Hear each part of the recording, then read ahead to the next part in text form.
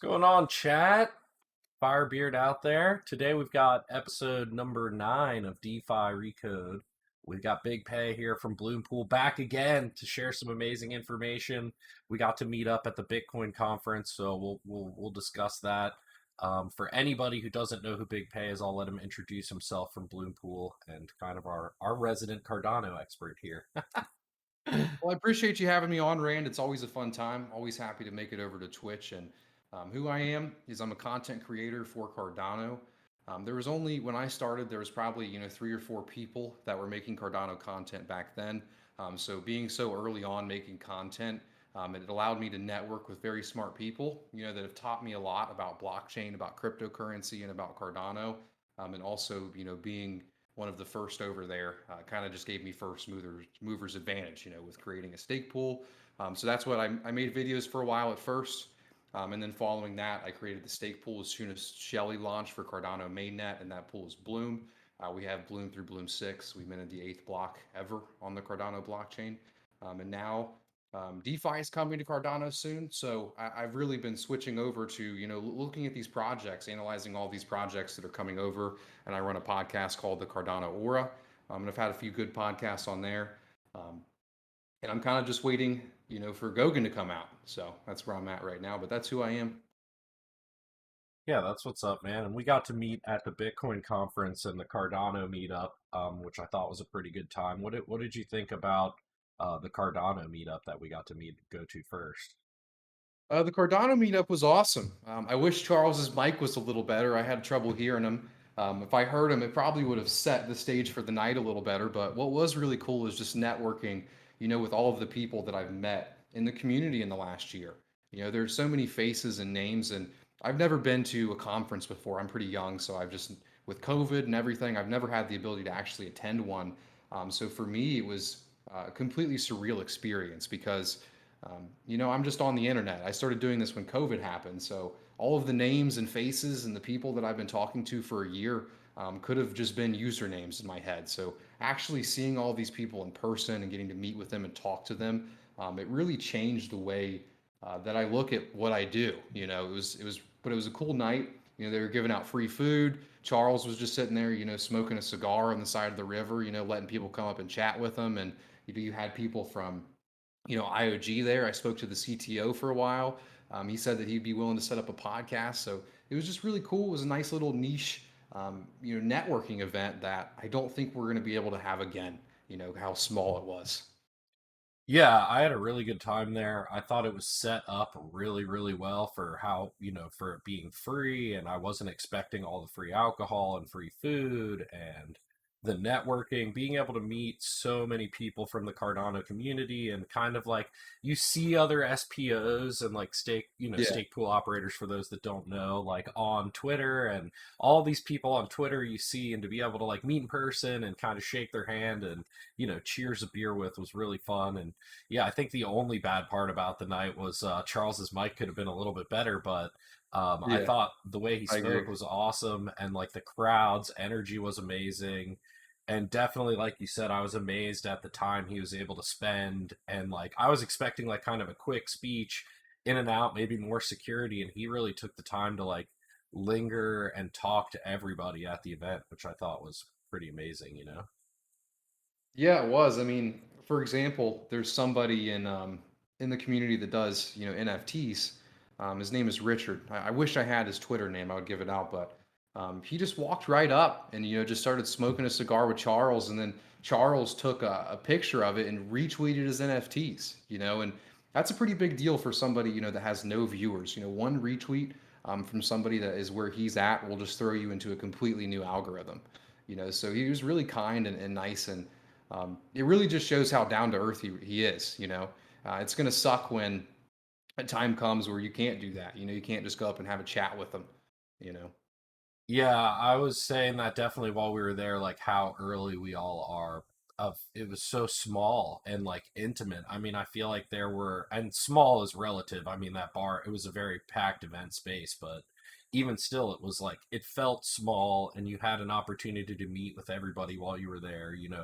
For the several hundred people that were there, and I thought that was really unique. And I guess going off of that, I've heard about this thing called like the Goguen Summit.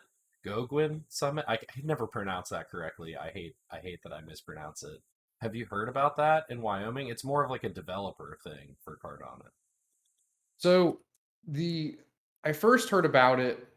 I think it was a couple weeks ago. Sorry, I was just tweeting out this live stream.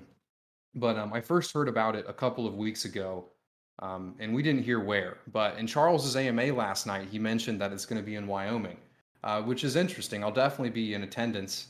Um, that's kind of how they've done it before. It's really just been a tech thing. You know, you go there and there's the developers, but I think I might like it more that way. You know, especially for it being with Cardano, because a lot of these, devs I've met before, I've had podcasts with, and I've never really been west of Illinois, so I'm excited to go for it. But it's the third week of September. I'm not sure how many days it is. I spoke with the person that's actually setting up the event to try to get a booth. So we'll definitely be out there handing out some free merch and networking. But yeah, that's the information was just released last night, and of course, it was from an off the cuff AMA. So we can't really give out more than that. Yeah, I heard a little. I heard a little bit on the AMA, and I had like seen some stuff about it on Twitter. I'll definitely have to book that. The being at the end of September is right before my wedding, so my fiance is gonna kill me. But It's right before my sister's wedding too. I'm like, man, it's gonna be so annoying if I have to leave my sister's wedding in Ohio and then fly to Wyoming. You know? maybe we'll catch the same flight. Yeah, seriously. That's hilarious. Yeah, I'm excited for stuff like that. And like I guess speaking on that, it being more like technical and the developers, like I think there'd be a lot more information there, like kind of getting into the Bitcoin conference, like what were your thoughts on like that, I guess, versus something more technical, you know what I mean? Did you have fun at the actual Bitcoin conference? Yeah, I had a lot of fun, but I don't really have anything to compare it to, right? I haven't been to a bunch of conferences before. I haven't been to previous Bitcoin conferences, and I really enjoyed it. It's not what I expected. I really thought that it was going to be more of a developer and educational focused thing, but it was really more like a party. There were nice cars, there were giveaways for stuff, and it's like it was almost like BTC has gone like celebrity and mainstream. But all in all, the people at the event were really cool, and that's what I enjoyed the most. That's why I had fun, because almost every single person that I talked to there were pretty awesome. They were interested in learning, they were interested in networking, and I've really never been to a place, and even though this night might not be high tier, relative to these conferences, I've never been to a place where there were so many like-minded individuals. I wanted to say open, but there definitely were some BTC maxis there that weren't open at all. So. I agree, and like I don't know like what your thoughts are on this, but like I kind of thought the majority of the people I met a lot of Cardano people at the Bitcoin Me too. conference, and a lot of open-minded people to, not just Bitcoin. And I feel like the like internet sentiment on Twitter is like, oh, it was like a Bitcoin maxi festival, like nobody else was there for other stuff. And like there were a couple cringe moments. We were together during that Bitcoin Yeah. maximalist We talk. watched it live. Oh man, our section was getting a little rowdy during that. Yeah, I was literally screaming because I was starting to get pissed off, dude, because it's like this man's really going to stand here in front of 1,000 people and say that if you're making YouTube videos about other cryptocurrencies, your business should be shut down. Your livelihood should be shut down because it is not in line with my beliefs. You should lose everything because you don't agree with me. And hearing someone vocally say that in front of thousands of people was surreal to me. I was just like, I could never imagine myself saying that.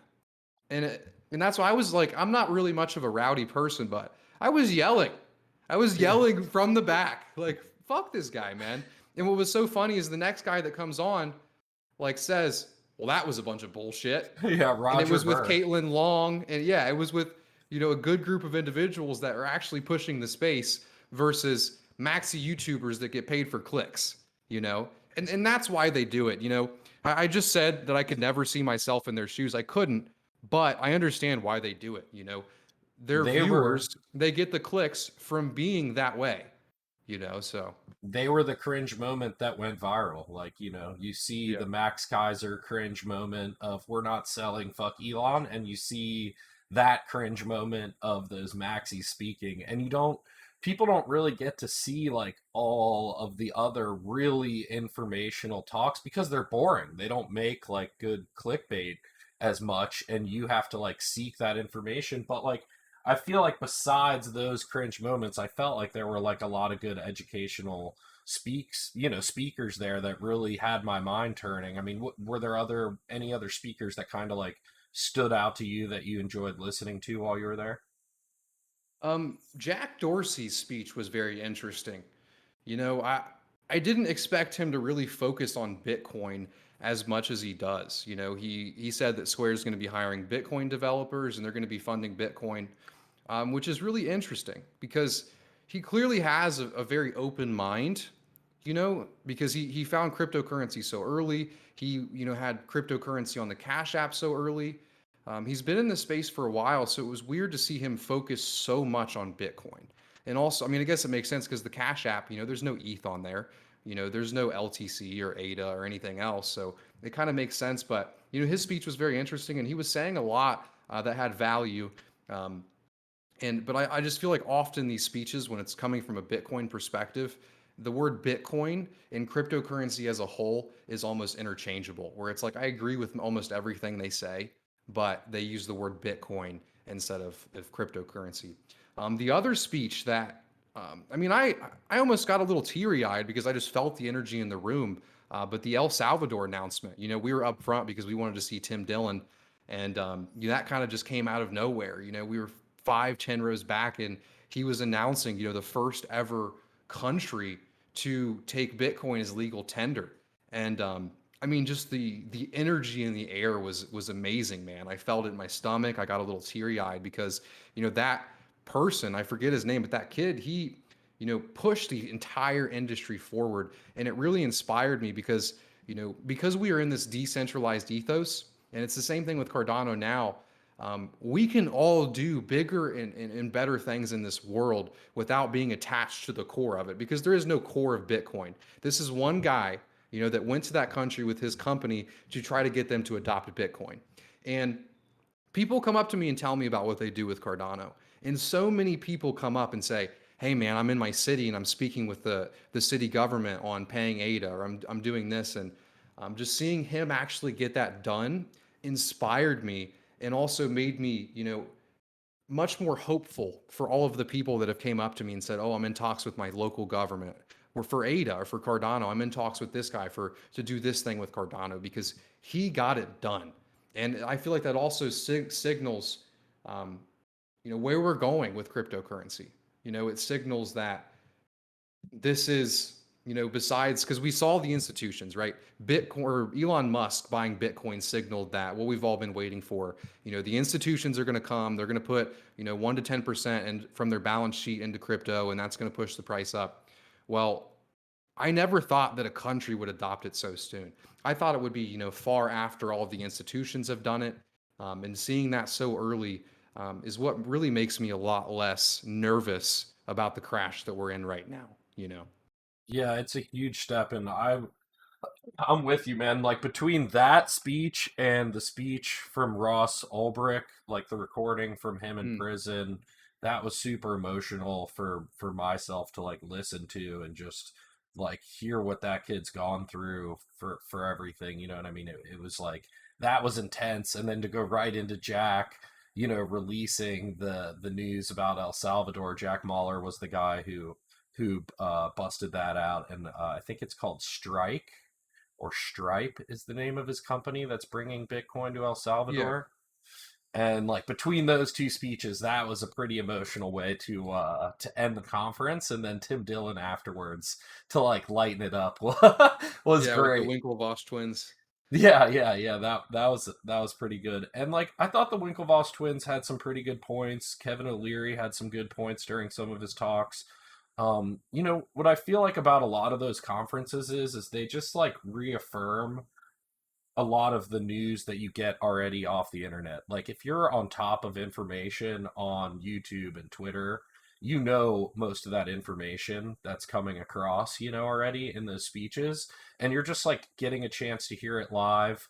And mostly the networking is the most important thing, like just meeting other like-minded people and checking out like all those booths. Were there any booths that like kind of stood out to you on the other side, like of the conference? Anything like interesting that you walk by and were like, whoa, that's kind of interesting?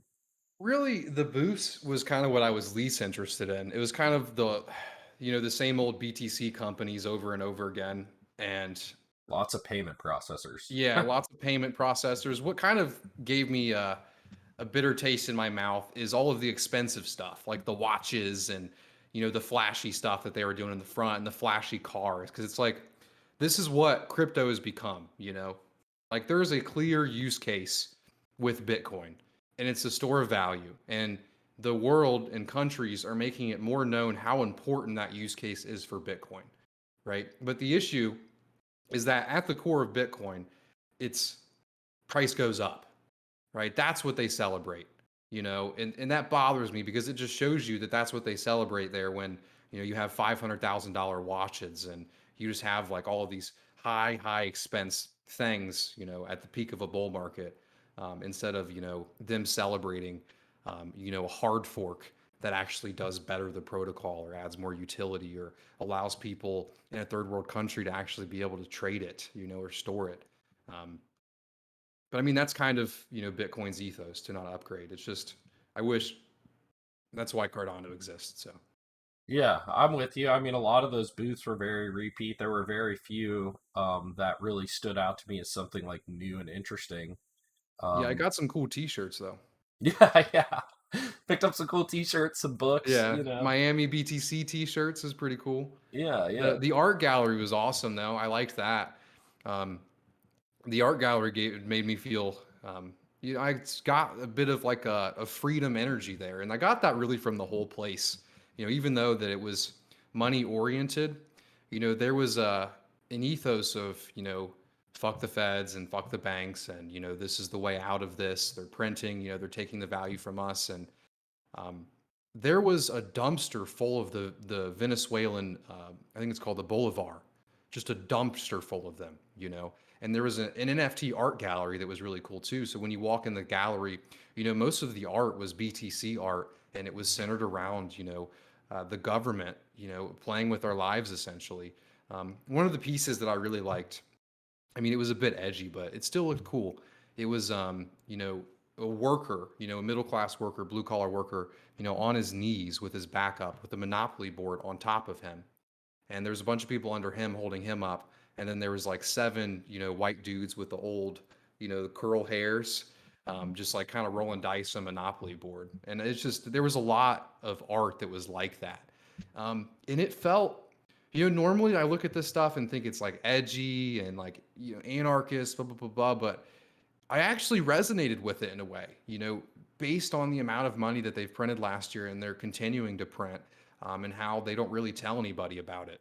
It really does feel that, they're taking, value from middle class workers and giving it to the people that hold assets, So I did resonate with a lot of the artwork and, the feeling in the air. Whereas, a couple of years ago, I would have been like, all right, come on, guys. We need the government, we need society, and it's very important. And I do still think we do, but seeing that art shows that people are kind of waking up to this. As Bitcoin becomes more mainstream. The art was definitely very like in your face, like stuff, towards the financial world, and some of it was very comical, and some of it was very straightforward. And we spent a lot of time in that art section. There was a lot of really good artists in there, doing a lot of good Bitcoin art. My buddy Wes spent a chunk getting a nice bit of art from some of the artists in there, and it was like really fun to talk to all the artists and like how they got into NFTs and Bitcoin art and how it's all going, you know what I mean? And there was a lot of really interesting stuff to look at in there, and I hope that all like continues to flood down. It made me really interested to find like a blockchain conference. Like, why can't we just have a blockchain conference where everybody can express themselves about any blockchain they feel, you know? Yeah. And I want to have a blockchain conference like that, but it be like a big one. Yeah. like because the BTC one was big. There are a lot of, big people coming there. And if we could just have a blockchain conference like that, it'd be pretty awesome. Because I know that there probably is a bunch of other blockchain conferences, but to have one like of that size and that marketing would be pretty awesome. Yeah, I agree. Moving on to like kind of Cardano and everything going on, I want to get into Bloompool, and you've made like so many amazing announcements with what you guys have been doing with the NFTs and everything like that. And I would love if you could kind of drop a little info on the NFTs for those that might be following along and don't know about what you've kind of spoken about, what you're allowed to so far. Do you mean the project that I showed you when we were in Miami? Yeah, kind of. You made like a Twitter post about it a little bit, about the collection coming out and that Yeah, company. I so mean, as that's much as you're actually comfortable not talking from about. Bloom. So Bloom, we actually minted 12 NFTs of our logo, and we've been giving them away every Monday. So those are Oh, like the 12 original Bloom NFTs. But I have been working on another project called Mycelial Gallery, and that's with an artist. His name's Project. Um, yeah, I think he wants me to give his username. So yeah, with an artist named Project, he actually does work. He's going to be a full-time employee for IOHK. He does the Cardano Africa specials, the Cardano 360. He's done work for the Cardano Foundation for Emergo. Um, and what we really wanted to do was just encapsulate, you know, all of the pioneers of Cardano is what we're calling them, and also add a bit of gamification. What's really cool about NFTs is it's just another use case for Cardano. It's a real way to interact with your wallet, and you can actually pull them up on pool.pm, and it'll show you, all of the NFTs in the wallet. But the way it's going to work for our users is you're just going to get on the site, and then once you're on the site, you can actually just click to buy, and then it's random. And there's 7 different characters, and there's 4 different frame tiers. And what's unique about our project is that if you collect all 7 of the cards, you can actually, when we have Gogan out, there's going to be a smart contract that you can send all 7 to. And when you send all 7, it burns them and gives you an 8th card in return. And then the total supply too is constantly going to be coming down as more people burn, but you have to collect all 7 of the same rarity. We've released a couple of them. The couple that we've released Ada Lovelace and Cardano. So there's 5 more that have yet to be released. And we're looking to launch, I want to say Saturday or Sunday. Um, but we're also donating 10% of our profits to the MAPS charity, which we're really excited about. And what we want Mycelial Gallery to be is really bringing artists, whether it be both artwork or music or anything that can be an NFT. We're just looking on reaching out to people that we really like, that have a unique style of doing things, and then bringing them onto Cardano, or even other people in other communities, and just bringing them onto Cardano. And this is our first release, and we're calling this the Pioneer Collection. And it's the high supply randomization style of NFT, and it's really just all of the pioneers from Cardano. But I'm really excited to release that this week. And on my channel, I'll be doing a live opening of a bunch of them. I'll be giving away some of them. And I'm really happy, not cool, but I'm really happy to use Cardano in another way, because right now I'm a stake pool operator and I make videos about it. But what's really cool about this project is it's taught me a lot about NFTs, and it's taught me more about how Cardano works and how it will work, when we have Gogan. So it's been a good learning experience from me, and I'm really excited to also, project. He's not really a big member in the community too, so it's cool marketing his artwork and him putting himself out there, because he's had the option to make a lot of NFTs on Ethereum in the past, but he's really been waiting for years, to finally release something himself on Cardano, and the art's kick ass. So I'm really excited for it. yeah, that's really cool. I got to look at a little bit of the art, and it looks amazing. I think are you guys? So it's going to be a full NFT platform on Cardano that you guys are building. Yeah, yeah. So we're using the funds that we get initially to fund the building of the first website. The actual, well done, nice. Whereas the website we're releasing now is going to be, simple with NFT, like the information about all the NFTs, and then you're going to purchase them. And then once all of them are sold out, or we hit the deadline, and the deadline for stopping selling is 1 month after Gogan. So when we hit the deadline, then we're just going to shut it off, and then we're going to in the background be working on the real mycelial gallery. And we're both big fans of mushrooms. We there's this book that we've been reading, and it talks about you know how we came from mushrooms and how important they are in the way that we do everything, and how many ecosystems and systems in this world, and even technical systems, follow a lot of what mushrooms do at the base layer with mycelium. It's really interesting, but that's where the name mycelial gallery came from. And we also, all of the artists that we bring on, they're going to be getting paid as much as we are for their art, and that's kind of like the mycelial. So what we do is when we add someone new to the art gallery, they're earning the same amount. So it kind of just spreads out and grows as more people join in and sell their art for their particular projects. So that's kind of the goal with that. And we also want to donate to more charities that are pushing mycological research, because there aren't many. Mushrooms have kind of just been left behind in culture and in research, and there are just many great things that have came from them. I mean, even penicillin, and then obviously MAPS is doing research with psilocybin and what that does for people with cancer, what that does for people with addiction, and just so many use cases. So we're really happy to donate a good percentage of our profits to that charity, and then we're going to be looking for more charities to do that as well in the future, and then also to bring some artists onto the Cardano blockchain and just bring more value to them, because we're doing some math on some of the killer artists that we really believe in, and how much they make from what they do. And it's abysmal to what you can make from doing even an NFT project that does kind of well, sells 10% or 20%. I mean, sometimes that can make 10 or 20 more X for these artists than selling real works. And it's also cool just to bring more people into Cardano and provide that use case for this artist. Yeah, it's amazing. And like one of the things I really liked and where we ended up spending some money like at the Bitcoin conference was, finding artists that had physical art that came also with an NFT, you know what I mean? And that was kind of cool to like tie the physical world with the metaverse together. And some of the stuff we Mhm. bought, like, you looked at it through your phone or through a camera and it was augmented reality a little bit, which I thought was really cool, and just like the way the art world is evolving, you see that the NFTs, they're not going away. That's for sure, and it is an amazing like new way to kind of like monetize art and like artists, whether that be musicians or physical artists or whatever type of art or media it is, to like keep control of the monetization of their creations basically, and instead of it getting handed off contractually to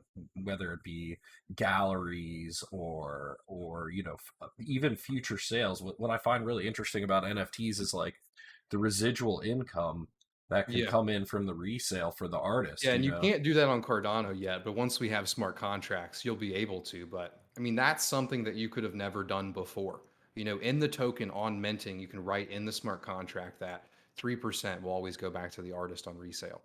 It's crazy. And I think what's happening with art is just showing the foundations to all assets being NFTs on a blockchain, you know, and these sites that are building NFT marketplaces, they're just doing the research for when all of our assets are on these marketplaces. And, we're heading towards, you know, a higher velocity of money, where all of these assets are on a blockchain, hooked up to Ben Gortzel's Singularity Net AI, hooked up to your other value that you have ready to purchase things. And, you know, things are just moving quickly now. You know, it's going to be crazy. Makes a lot of sense. And from there, all your projects, Bloom and the Mycelia art, that's the NFT thing seems amazing. I'll definitely be supporting both. But going into like Goguen and what's kind of coming with that and smart contracts, how excited are you for that? What's the timeline? I hear that the first smart contract Hello World has dropped. Give us a little update on kind of where Cardano is with So when smart contracts. this is the funniest thing. I really hope that there are ETH people watching this right now, because they're going to find this hilarious. Because, like, I don't know, I was thinking about this last night because I knew you were going to ask me this question, and it's like, All right, so where's Cardano at right now? We just executed our first ever smart contract, and all it says is "Hello world." We've made it. We've made it. I just thought that was the funniest thing because that is exactly like what the ETH people think that we're over here doing. Like just Yeah, looking at one smart contract and executing it, like it's just so funny. the very Um, beginning of what's to come. yeah, yeah, no, but it is really exciting. There are probably, I want to say about 20 people in a little test net called Alonzo Blue. And there's such little people because they all have to be on the same update. They all have to, you know, as these updates roll out, it's very quickly. I was in the friends and family test net and it's every week, you have a new update, sometimes every 3 days, and everyone has to be updated to the next node for it to work. And 1.27.0 is the update, with the first smart contract. And they're essentially just testing it out. They have some really smart people with them that are writing their own smart contracts that are interacting with it. And essentially, what they do is they just give them exercises to test out things. And then obviously, they're trying other things and trying to break things in other ways. Um, but to give it some light, other than how funny it is, um, last year it was the same cycle and the same release cycle. You know, Around June time, we were invited to the friends and family testnet. There were 20 of us. And, we just tested things. There'd be a new update every week that fixed the bugs that we found. And, we would work our asses off. I mean, I would probably be up, 20 to 24 hours a day dealing with these, fixing bugs, learning how to be a stake pool operator. And it just kept coming. The new releases kept coming, and throughout it, you're like, man, are we actually? Because it starts off so infant, like it just starts off with infancy. Where you're just executing one smart contract, and it builds up very quickly. So at the start, you're like, are we actually going to be able to make this release cycle? And we did. So I really think that they're going to be doing the same thing. And honestly, if it's a month or two, delayed, if we get it in September, or even the month after September, it doesn't matter. I mean, it really doesn't. If Cardano is a better tool than Ethereum when it comes to smart contracts, but it also keeps Ethereum's decentralization, then that's it. Then we are moving towards, what things will be where you just have a network of blockchains, where Cardano has Plutus, so all the finance guys use Plutus because it's a formally verified language where you know step by step what the smart contract says because it can be broken down to math, right? Oh, we use Ethereum for whatever Ethereum may be good for, you know. Right now Ethereum's good for a lot of things, but I think that there may be a blockchain that's good for NFTs. What if Engine Token, because they've been working with video gamers for so long, are the ones that get deals, with all of these big video game companies like COD and everything else. Well, then you're just going to have a blockchain of blockchains where you're going to be moving your NFTs from Engine over to Cardano and then moving back. And I really think that this Cardano is the big step for this because it's showing, hey, look, there's a third generation cryptocurrency that is doing everything that the other currencies have done well, but now better, now with governance attached to it. So where are we It's at right now? We're kind of just waiting, on these people to push into Alonzo White, which then the smart contracts get more functionality. Um, and then after that, I get invited, and then I'll be testing stuff out. And then it'll be launched. And then once it's launched, we still have to wait another month for all the exchanges to update. Binance is still on the Byron update. Binance hasn't even updated to Shelley yet. So it's going to take a little bit for all the exchanges to catch up. wow, that's crazy. That's interesting and good information to hear from someone like yourself as well, that like this same kind of cycle happened last year and that you kind of went through it. And that's very comforting that they're kind of taking the same style of execution and working through it. And I agree with you. I don't think it's a big deal if they're a couple months late. So be it. It's we're working on I really find it really funny that Just has to be done everybody, right. yeah, everybody in this space, in the crypto space, is like move fast and break things.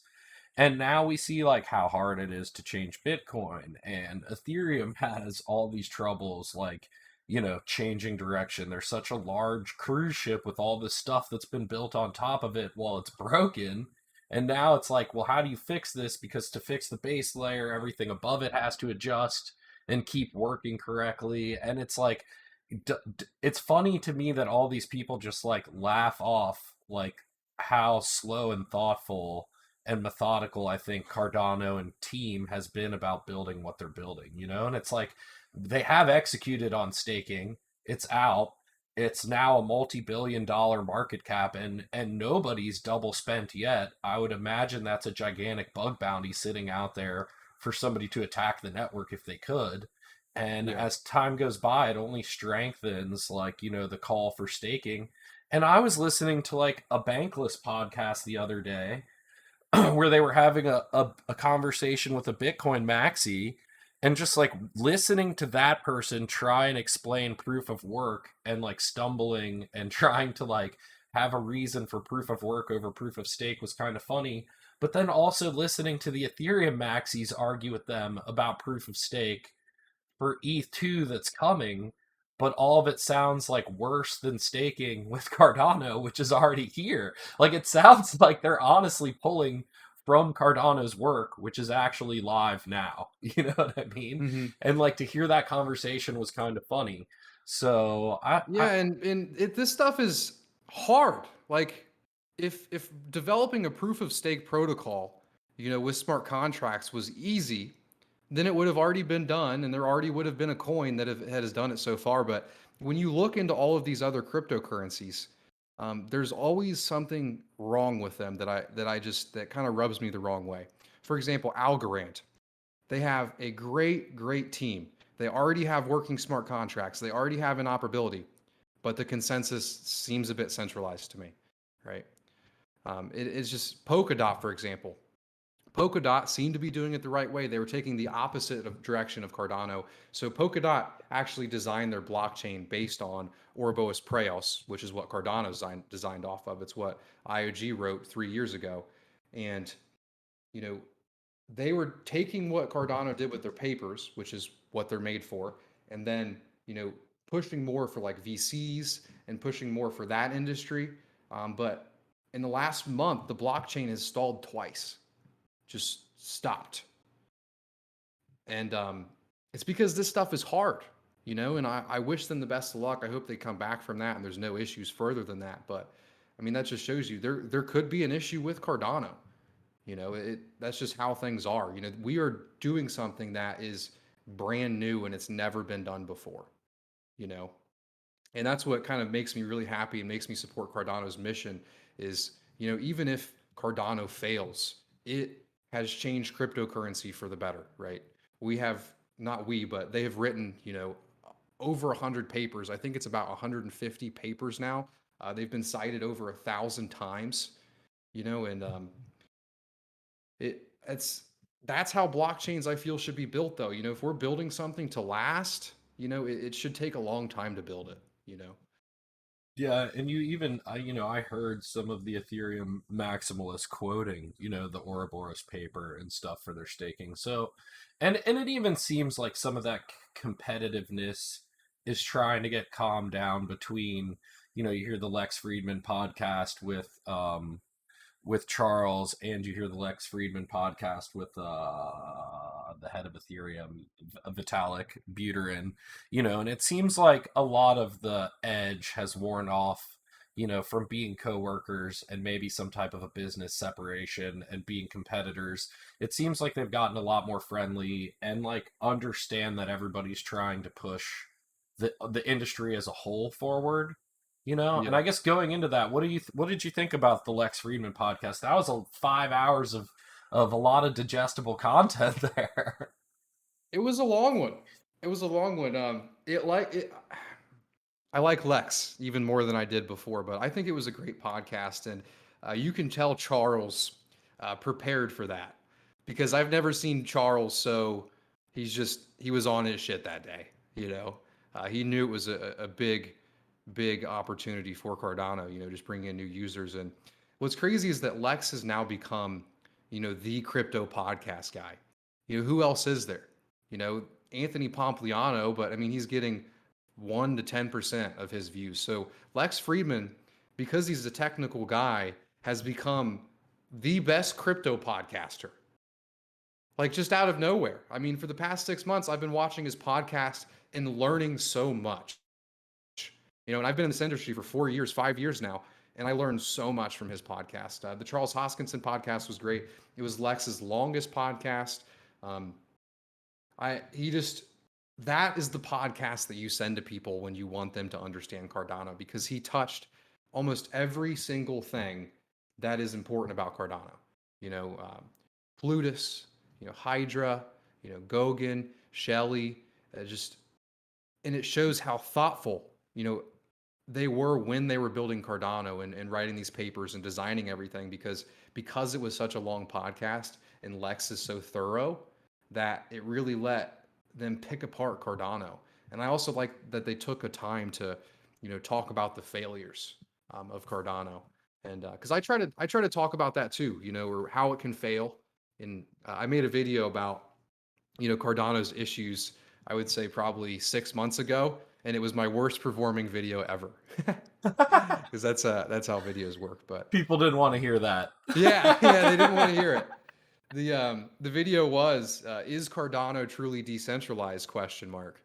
And the video was talking about how it's not, but it was also talking about how this is how it has to be to not be even slower, right? And yeah, no one watched it.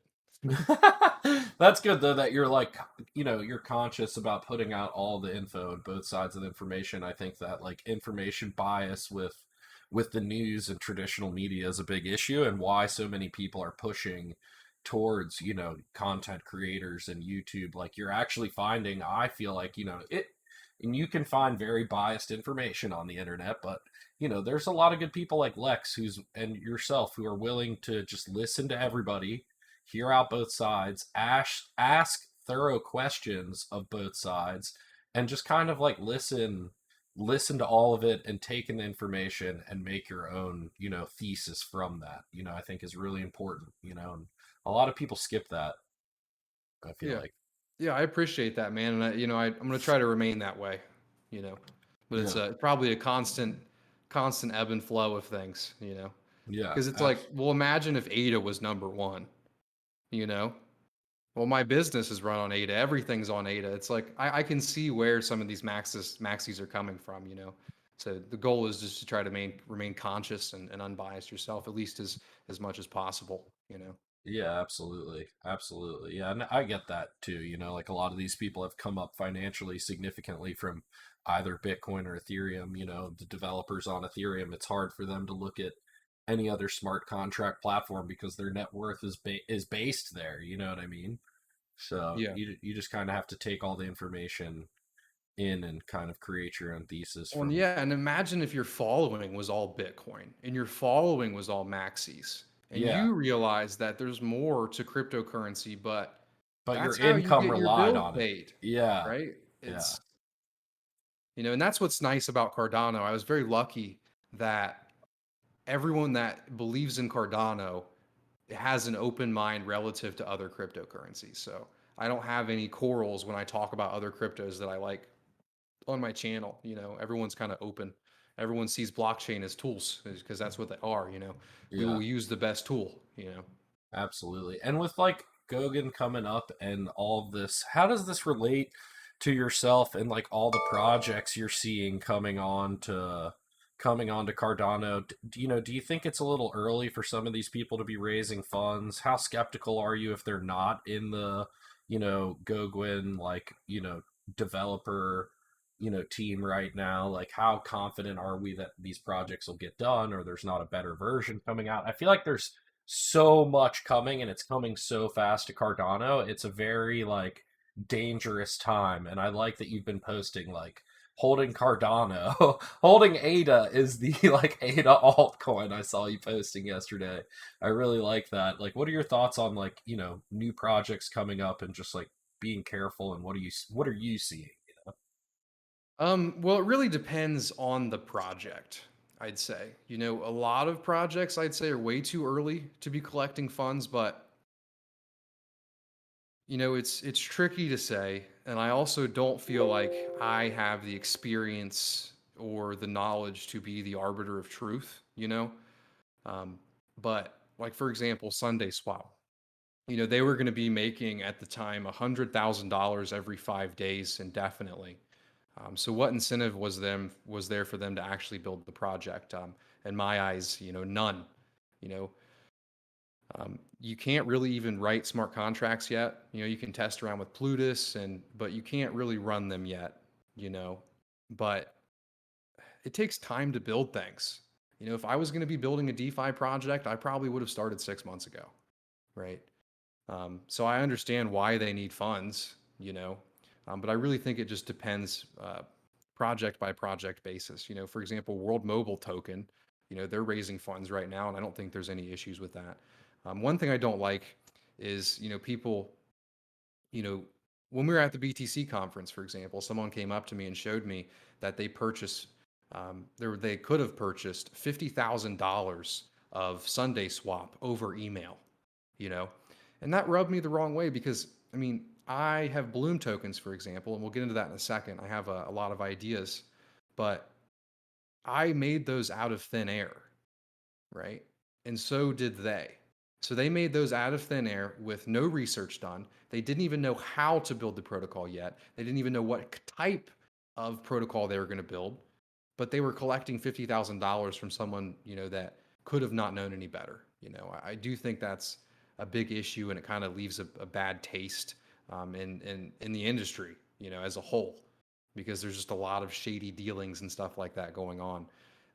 But in my opinion, without offering any financial advice, most of these projects will fail. Most of them are useless because you have huge, huge projects on Ethereum. What happens when they decide to build on Cardano, right? Or you have huge, huge institutions that want to build on Cardano. You have IOG, writing papers about how, these protocols ought to work. So do you think that they're not going to write these papers and not build one? Or what about, Ben Gortzel? Ben Gortzel's a genius, man. He's working on his own, swap, DAO style protocol. So those are two geniuses that I've met that are both building what these 15 other people are building. So what are the odds of one of these actually succeeding? I'd say very low. No financial advice. A few of them will, right? But I wouldn't just ape into anything you see because we don't. Okay, if I know 15 of these projects that are coming, Yeah. how many do we not know about? Yeah. You know, and And it makes a good point too that like do we think that like, if it gets built on Cardano and the network effect is happening, like these big Ethereum DeFi projects are definitely going to bridge over. they're going to And bring their users with them. absolutely, you're gonna get Urine Finance and Alchemix and Sushi and Aave and Compound, all that, all of them will follow them. It's following the money, and And that's what it is. And it's also following the users too, yeah, right? So whatever protocol has the most liquidity is the protocol that I want to swap on. yeah, You know, like I've been swapping some coins that have no liquidity. And I'm like, man, this is what a lot of these swap protocols are going to be like on Cardano. I purchased a token the other day, and I myself raised the price 20%. I'm like, this is what some of these are going to be like on Cardano. They're going to be these little swap protocols with no users, no liquidity, and they're going to be unusable. And then there's uh, going to be hundreds of bag holders that are just left with those coins, yeah, that absolutely. I that they created out of thin air. Yeah, I You know, think it's definitely a very risky market, and I liked, you were doing it in like a kind of a comical manner, but you were definitely posting like, kind of be careful with your like ADA, hold the ADA altcoin, hold Cardano, and you might be able to farm with Cardano. Like you don't need to be like switching for every shiny new coin that gets built on Cardano because a lot of them probably are going to go to zero, and you're like giving up the better asset, the base layer asset to the whole thing for yeah, which which is and interesting. and people are starting to realize it, but earning 5% with no risk is unheard of. It's just unheard of, man. I've been messing around with all of these protocols, and every time that you earn a yield, you have to give up the coin. to earn the yield. You have to send it to a smart contract. It has to be in a pool. It has to be in something else. And you earn, I have a Trezor sitting right here. You earn that 5% on this Trezor, which is insane because nothing is more secure than my Trezor, you know. Absolutely. Pot Plucker had a great question in the chat. Hey, what is your worst concern of an ADA fail point? Well, there's a few concerns that I have. The biggest one is really Ada's biggest quality as well. It's Charles Hoskinson. He because the leadership role that he's taken and him running IOG, and I do believe that there will be a point in Cardano where there will be no leaders and it's this protocol that we all believe in. It's all our protocol. But right now, Charles is at the top of it, and people can act like he's not, but he is. What he says is what goes. If he wanted to end my career, he could send one tweet. If he wanted to, there's anything, and he is very, I am the same way, so I don't blame him for this, but he's very vocal about his opinion. Where on the opposite side, you have, I think his name's Gavin Woods from Polkadot, keeps his mouth shut, right? Charles, in the last year, has talked about vaccines. Charles has talked about everything under the sun, COVID. He's talked about government overreach. He's talked about how bad YouTube is. He is very vocal. He released a video a year ago about how Black Lives Matter is a communist organization or Oh a God. social. He said that in a video, and I'm watching the video. I'm like, Charles, shut your mouth. Yeah. Shut your mouth. It's like just keep it to yourself. I But think he that's I think he even recognized that in the AMA last night, if you caught it. He did have a bit in there where he was like, I need to like calm down on what I say, like I'm a public figure for Cardano. or And now he is, right? We're yeah. not this small little community anymore. If he says something that gets blasted on CNN, and then a bunch of companies are like, oh, screw Cardano now, it wouldn't be good. And that's exactly how they're going to do it. And who do you think is going to do that? It's going to be the other protocols. It's going to be Bitcoin, Ethereum, Maxis. They're going to be like, oh, look what Charles said, and they're just going to hand pages after pages after pages of everything Charles said over the 15 years to CNN. You know, that's a he is really the biggest failure point. But like I said, he's also the most valuable part of Cardano right now. He is the man who envisioned all of this. He's the one who realized that the slow approach was the way to go. He's the one who realized Plutus, everything good about Cardano, the governments, everything being layer one, having governments and smart contracts and NFTs, all being layer one was all his idea. Everything was all his idea, and the people around him, of course. So without him at this moment in time, I do think Cardano, I don't know if it would fail, but it has a much less chance of succeeding without Charles right now. Um, my second issue with Cardano, um, when when is the protocol actually going to not be IOGs, right? There is no date. There is no deadline. They kept advertising that, oh, well, Cardano's 100% run by the stake pools now, which is true. Stake pools do 100% of the transactions now, but you can't vote on protocol parameters. We can't vote on where things go. We can't vote on where the money goes. Everything is curated by IOG. What we vote on, how much money is given to what we vote on, the parameter changes. We still have not voted on one parameter change. And I've been saying this since day one of Shelley, and I've gotten a lot of flack for it. But that's really another one of my biggest issues with Cardano is that there is no. I mean, it's even if we had a date and we don't hit it, that's fine. But there is no date. There is no date when Cardano is actually decentralized, when Voltaire is going to be done, when there is nothing. It's just, you know. So that's really my second biggest issue with Cardano, and I've brought it up time and time again. Uh, I brought it up. There's issue, and it's honestly when I bring it up is my problem. I brought it up first when they delayed the release of Shelley by 5 days. Um, And I was like, you guys can't just delay things. The code's out, everything's here. You can't just delay things. I'm running a business here, right? You can't just tell me I'm going to start making money tomorrow and then delay it by 5 days. And then, of course, everyone's like, oh, you just want to make money. And it's like, I mean, yeah, I do, but at principle, You right? also have overhead that needs to be covered, expenses that you're Yeah, expecting to pay. in principle, no, if you tell me something about a blockchain that ought to be decentralized, that's planning to be, nothing should ever be changed after what you say. And they gave us a plan for the K parameter. And the K parameter was originally at 150. And they said, we're going to increase K by 25 every X amount of time until it reaches 250. And then from 250, you guys are going to be able to vote on it. And I'm like, okay, I'm going to design my business around that. When creating Bloom, how many pools we're creating, our pledge, everything was designed around what the parameters could be, the realm, right? And they didn't do anything for 3 months. And then all of a sudden, one day, they come out and say, oh, yeah, K is going to 500. And I'm like, well, this makes absolutely no sense for a multitude of reasons. But at the core, you should not be able to tell me one thing about how a blockchain is going to work and how the parameters are going to go, and then just do a completely different thing months later.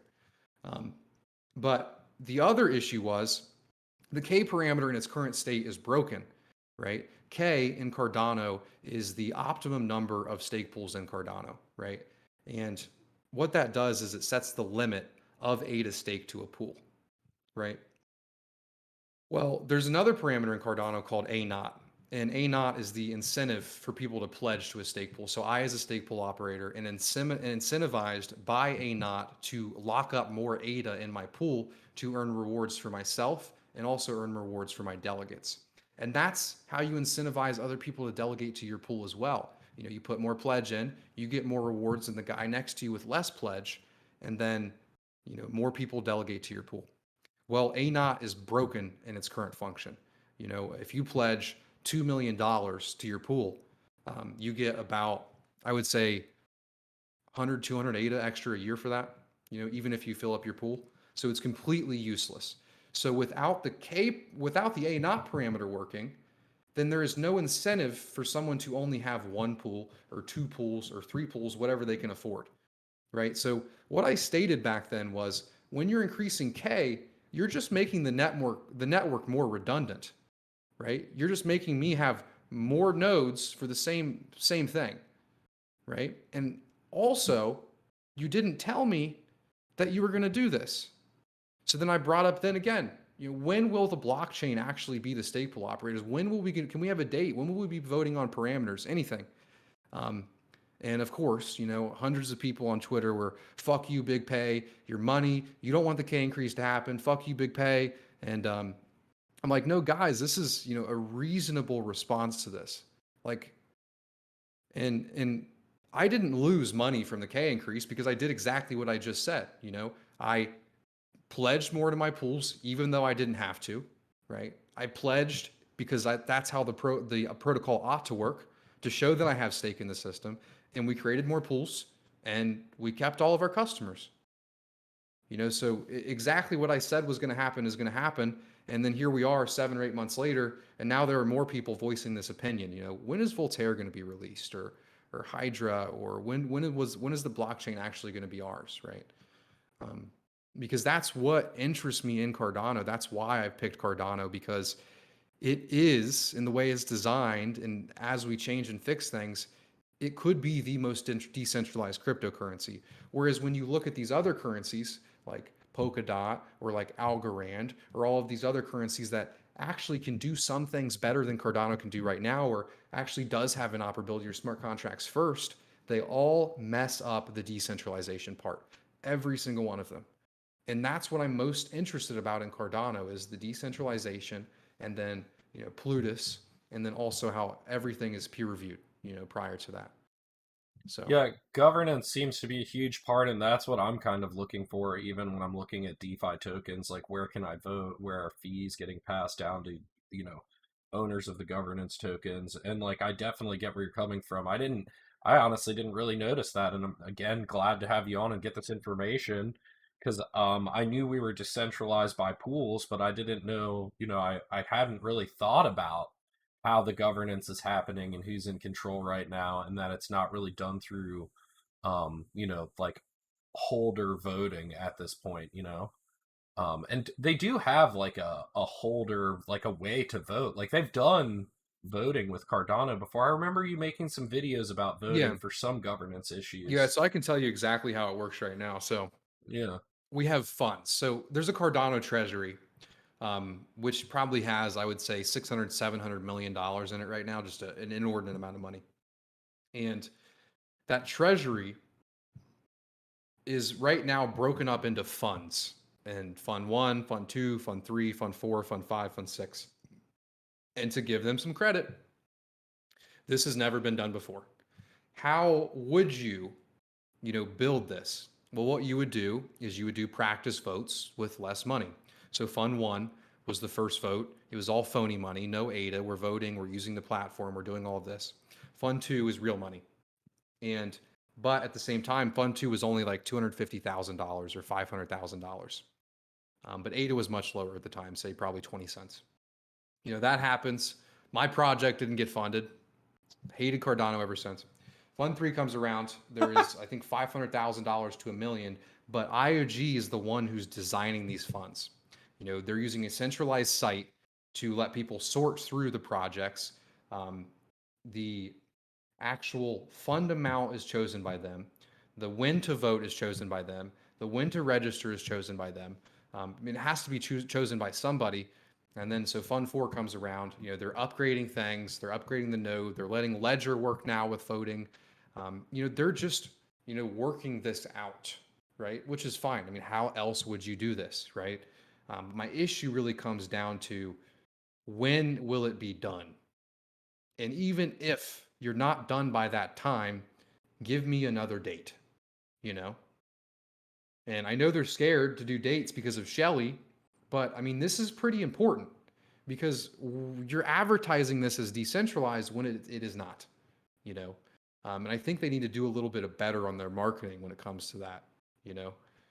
Um, so Fund 6 will probably be the next one, and they're determining how much funds. And another issue that I have with this is, they're creating the votes and they're doing 500,000 or a million, in each one. Well, they're doing a pretty low amount of money in case something goes wrong, but it's also like, who do you think they're saving that 700 million for? Who do you think's going to get that? It's going to be them. They're going to come out in a year or two from now and say, "Hey, you guys want us to keep working on this shit? Well, 8 is $3 now. That's going to be a 1.5 bill for us to keep working on this, you know." Um, yeah, that's really the most. That's my quarrels with Cardano is those two things. It Catalyst, when's the protocol going to be ours? And I don't have an issue with Charles, of course, but um, he is a weak point in Cardano. But I like Charles. I like what he's done. But I could say that he's a weak point in Cardano just because of what he says on his live streams and what he said in the past. Yeah, I think this is a totally fair and reasonable discussion to go over these risks that are very true risks, and I feel like this also falls the same for Ethereum as well with the Ethereum Foundation. I mean, Vitalik Buterin literally sold the top of this latest run again, like he did in 2017 out of the foundation. You know what I mean? Like not only once but twice he sold the top like a total boss. And just dropped on all the holders. So like it's Yeah. not and on the other side of things, you have Bitcoin where there is no real leader, but things are moving too slow. So like these are all valid and things to talk through. And I think this is a lot of information that comes out from yourself, and I'm glad we're putting it on this podcast that a lot of people do not discuss. I mean, you see a lot of like pump moon boy content like we said earlier that you're getting clicks for, but I don't think that's the most important content that people should be taking in. I think conversations like this that we're discussing are the real content that people need to be aware of and like make part of their thesis when they're thinking about the risk reward profile of making the bets they're about to make, financially, Yeah, and that's kind of why I said there's a bit of an issue with the way they advertise things and the way they advertise, oh, Cardano's 100% decentralized now, because, we're all just investors trying to accurately determine our risk when investing in a project. And I feel as if people cannot accurately, invest in this project without knowing that, you know. But if you watch my videos or my channel, you would have known this a while ago. I probably bring it up once or twice a month. Um, Nice. And just for everybody knows Big Pay on YouTube, you guys got to give him a follow. And then also, like, what is this recent like infighting between SPOs? Like, just what are your thoughts on all that? so I think Firebeard even said something about it in the chat. He says, I feel a duty has been thrust upon you, Big Pay. You are the Walmart greeter of Cardano. We need you to be an example of how to better decentralize the stake pools, right?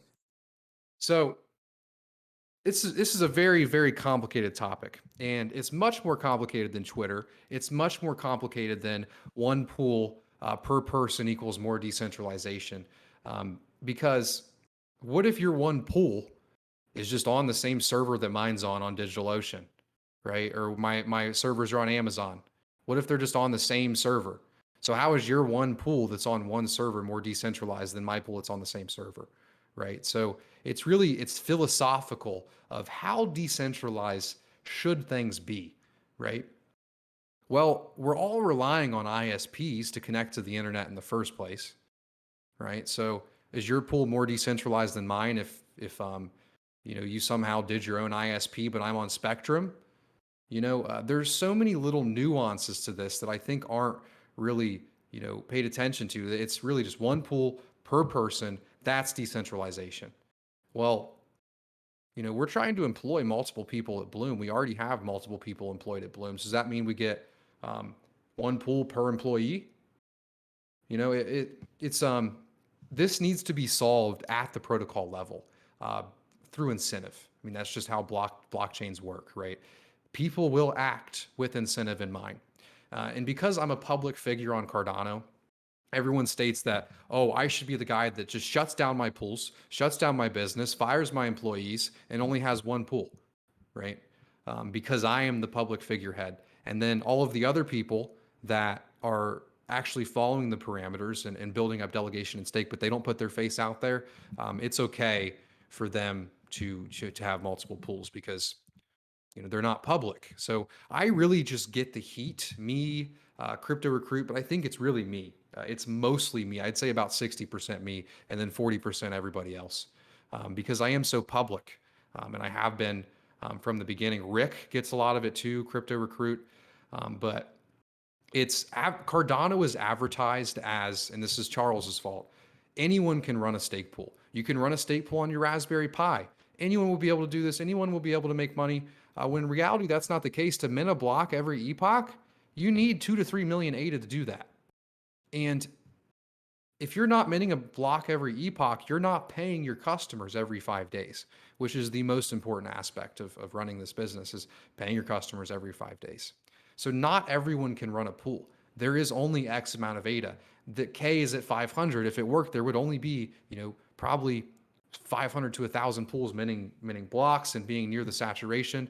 And we really I think I get the brunt of the hate because, my business was successful and not as many people, can mint a block every epoch, and I understand that struggle and I was there too. And I felt that exact same feeling when mainnet released. Mainnet released, and before it was coming out, they introduced the A0 parameter, and it was the pledge parameter. And I still have the video up on my channel. It was a 40-minute video of me stating that this fucking sucks, man. They're requiring people to pledge to their stake pool. It's because I didn't understand that pledge didn't actually matter. They're requiring people to pledge to their stake pool. Well, what about me, man? I'm a college student. I probably have 5,000 bucks to my name. I can't participate in this protocol because I don't have enough money. This is what Bitcoin was trying to solve, right? Or what Cardano was trying to solve with Bitcoin.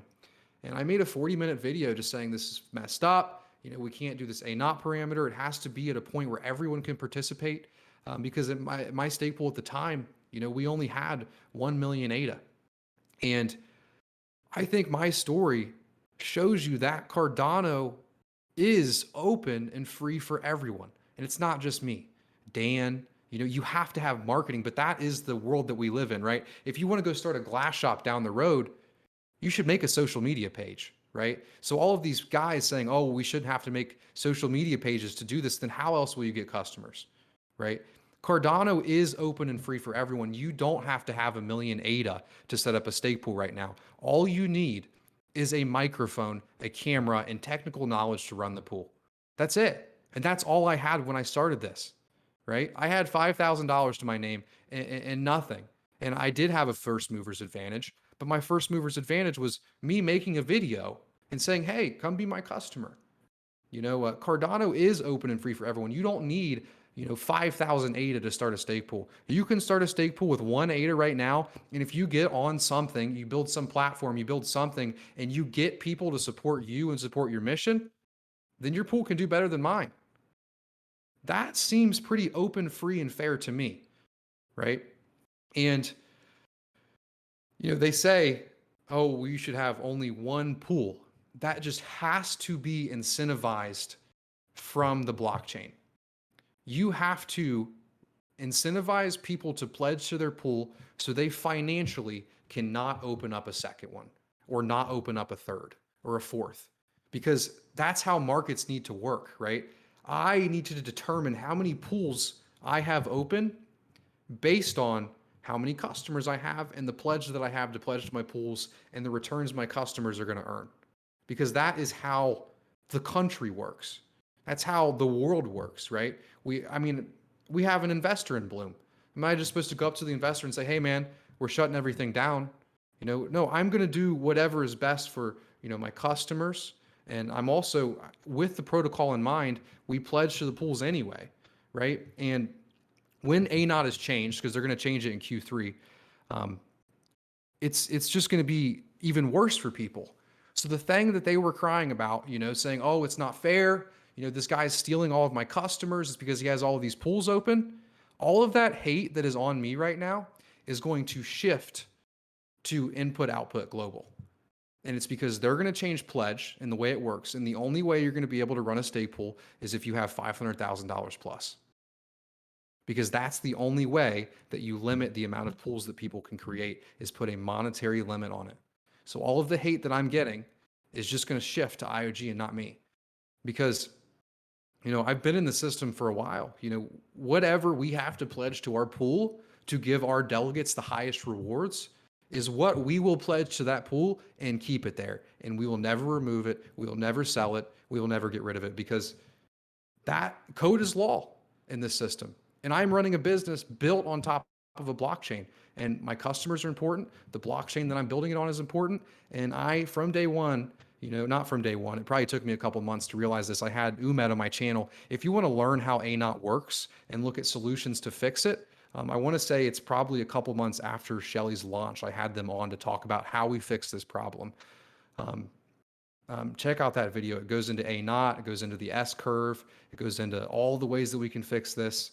But it's not so simple as, hey, fuck this guy. He has more than one pool. He's a greedy bitch, people just think I'm some like multi-millionaire, that is just, no, man, I'm a young guy trying to run a business and trying to add value to the Cardano blockchain. And last year, when we had two pools open, but the cap was 210 million ADA a piece was the cap. We had one pool at 180 million, and we had the other pool about 70 million ADA. And back then, I was barely making enough to even pay my bills.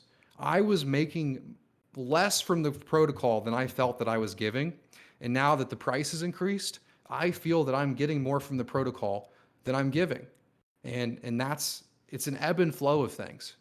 That means I have to work harder. That means I have to invest more in people to build more for the protocol. That means I have to invest more into charity, to give back, right? This has all just happened in 6 months, so it's going to take some time for me to provide back the value that I have now been given, and I've been working on it. Bloom is hiring. If you're watching this and a little bit of video editing, you know a little bit of graphic design, and you know a little bit about Cardano, reach out to me. It's Peyton@bloompool.io.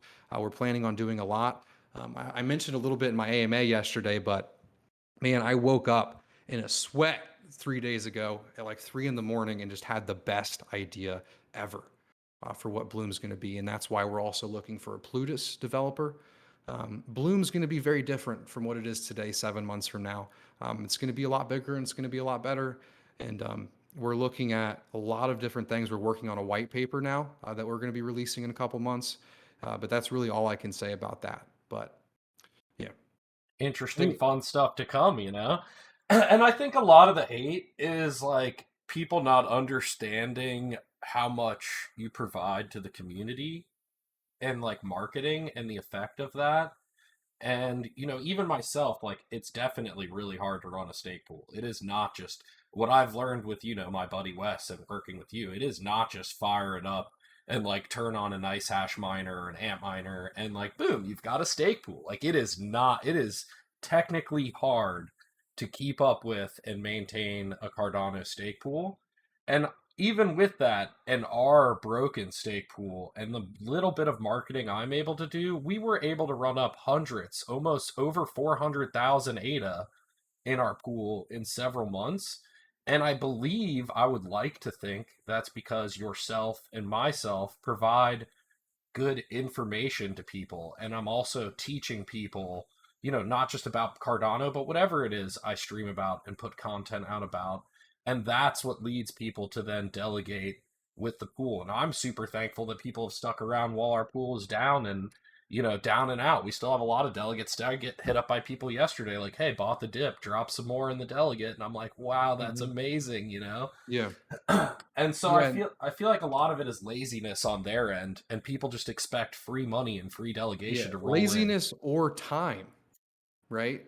Because, I've been doing this now probably 2.5 years. You know, when you start a business, it takes, sometimes a year or two to even make a profit. And this business is no different. And Firebeard did respond. He said, your position is twofold. You're one of the most famous faces in Cardano, but you're also a major centralization problem. So here's my question for you, man. How am I a centralization problem, right? Like, how does Bloom hurt the network and how do we centralize the network in any way? Because what we are worried about, the centralization that we are worried about, is Sybil attacks. And Sybil attacks happen at 51% of the network, right? And you're not even So, close. so it's been a while since I've checked, but the highest I've seen us at is like, 1 to 1.3% of the network. So that means that we would have to team up with the other half of the network, half of everyone. So what is that?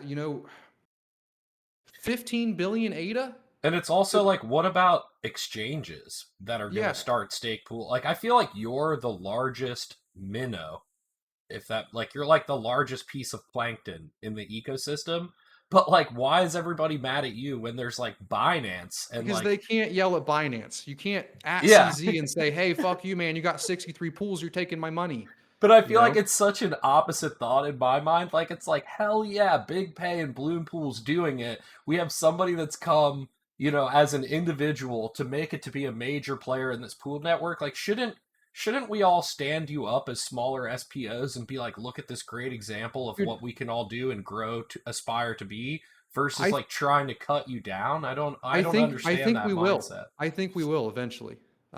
Anthony, my partner at Bloom, talks about this all the time, and the same thing happened with Bitcoin. There was all individual miners, and then the first pool came out, and it was called Slush Pool, and everyone hated Slush Pool, But then institutions came, and the same thing is going to happen to Cardano, right? Right now, Binance is the first of many. There are going to be big players joining that just buy a billion ADA and open up 50 of their own pools, right? And They're not even going to buy it. They're I going to think use it's going to yours. shift. I really do think it's going to shift to where, Bloom is, one of the good companies in Cardano that has brought value to Cardano, that has been here from the beginning, because we have. But the issue is, I think that, the way it was advertised, the way pools were advertised, because It is a business, you know. I have to make sure that the lights are on at Bloom 3 years from now to make sure that we can keep working on the protocol, you know. And if you're not looking at it like that, then I don't really know what else to say to you, you know, because how is your pool going to be up if you don't look at it in terms of a business, you know? And you don't earn. It's also the way the protocol was designed too. If you delegate to a pool that is in like the range of like 100,000 ADA, you're you lose all of your rewards to that pool. The pool just eats them all, you know. And I brought that up, you know, in the first week of Shelly. I said, hey, this minimum cost per epoch is eating small pools rewards, you know.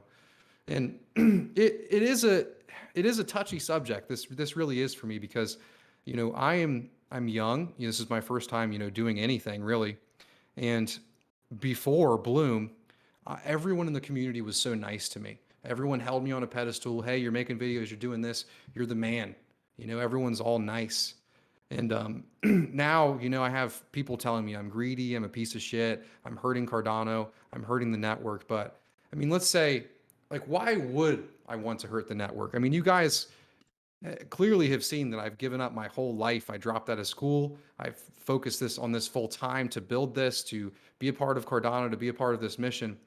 Why would I somehow want to attract 15 billion in stake and take over the network? Like, what financial benefit would I have for that?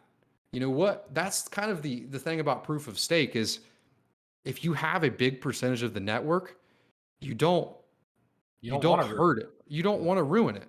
You don't want to ruin it, you know? And you know, if I felt that I was hurting Cardano in any way or anything that I was doing, then I would do the opposite, you know, but I don't feel that I'm hurting Cardano. You know, I honestly feel the toxicity in the community is hurting more Cardano more than I have or I ever will, you know. I think there's a lot of division coming up because there's a lot of money involved now. Like 6 months or 9 months ago, you know, everybody was like kind of all on the dream and on the come up together. And like now that everybody's got a little bit of money, there's like a little bit of that infighting starting to happen, and you kind of see a lot of the true colors of. Well, oh, dude, what's so funny is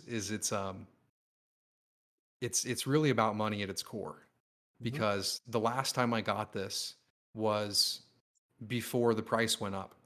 When we were at 8 cents, 9 cents, 10 cents, I was the devil. And dude, back then I was making 20K a year, man.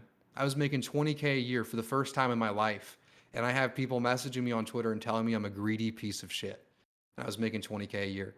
And that is the last time that we've had this. And then when the market started going up 30 cents, 40 cents, 50 cents, never heard anything about it again. Oh, what? Oh, nothing, nothing. And then now we dip from 240 back down to $1.40. Big Pey's the fucking devil. He's hurting Cardano. He's toxic. He's poisoning the network. I mean, I really get people that actually believe that I'm poisoning the network. I mean, people like create this like vision of me in their head that I'm some multi-millionaire. I'm sucking the value out of the network and I'm poisoning the. It's not even like it matters, but I'm not a millionaire. I'm not. But everybody thinks I am.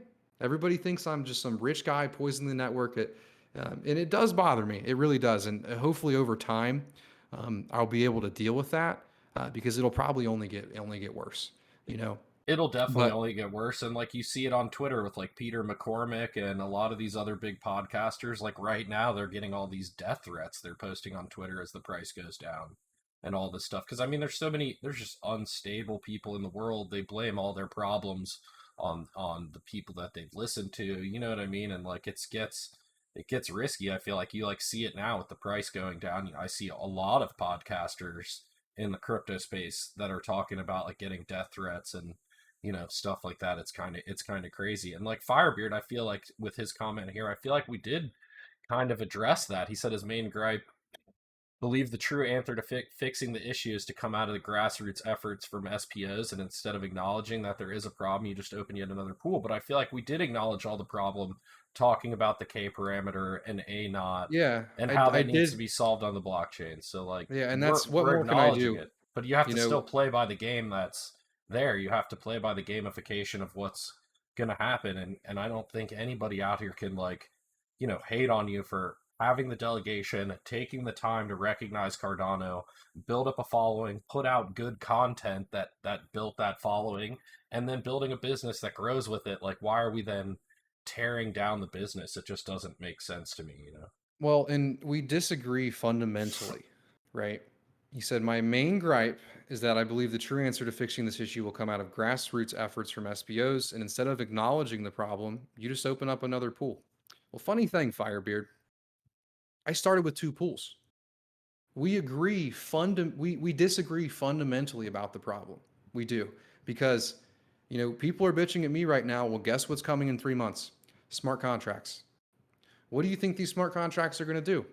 They're going to be offering people 120% APY, and then they're going to be taking that smart contract, offering 120% APY, and delegating it to their own pool. So they're going to be using fake money that they created out of thin air to incentivize people to give them their ADA, and then they're going to delegate that and make real money in real ADA for 6 months, take all of that ADA, and then the protocol is going to fail. So that is actually doing something negative and actually hurting the network, because you're pulling delegates from real people that are actually trying to benefit the network and giving it to, this for fake value, and you're not benefiting the network, right? How are people going to compete with that?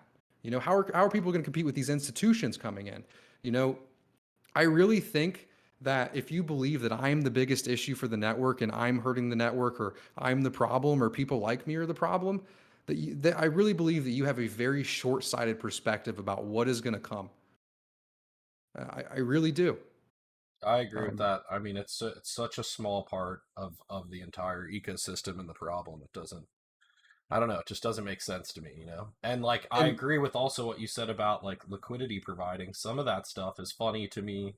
Even in DeFi on Ethereum, you see these projects where they're like, lock up your stay, like lock up DAI or USDC with us, and we'll give you 120% of our coin.